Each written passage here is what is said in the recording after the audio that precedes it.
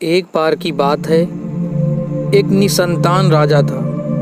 समय के साथ वह बूढ़ा हो चुका था और उसे राज्य के लिए एक योग्य उत्तराधिकारी की चिंता सताने लगी थी। योग्य उत्तराधिकारी की खोज के लिए राजा ने पूरे राज्य में ढिंढोरा पिटवाया कि अमुक दिन शाम को जो मुझसे मिलने आएगा उसे मैं अपने राज्य का एक हिस्सा दूंगा।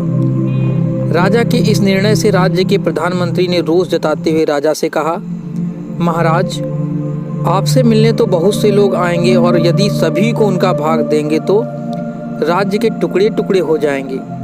ऐसा अव्यवहारिक काम ना करें। राजा ने प्रधानमंत्री को आश्वस्त करते हुए कहा, प्रधानमंत्री जी, आप चिंता ना करें, देखते रहें क्या होता है। निश्चित दिन जब सबको मिलना था, राजमहल के बगीचे में राजा ने एक विशाल मेले का आयोजन किया। मेले में नाच गाने और शराब की महफिल जमी थी। खाने के लिए अनेक स्वादिष्ट पदार्थ थे।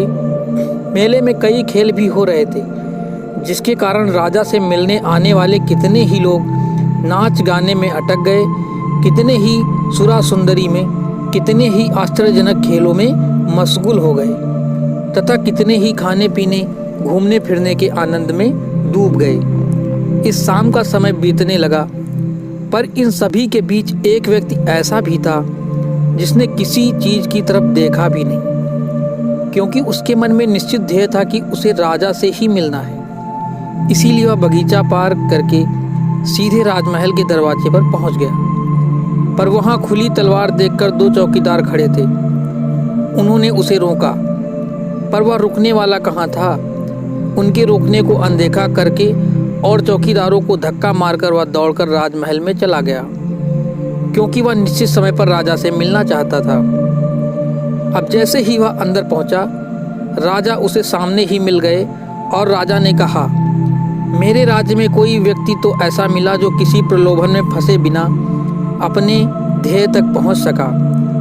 मैं तुम्हें आधा नहीं पूरा राजपाट दूंगा, तुम ही मेरे उत्तराधिकारी बनोगे।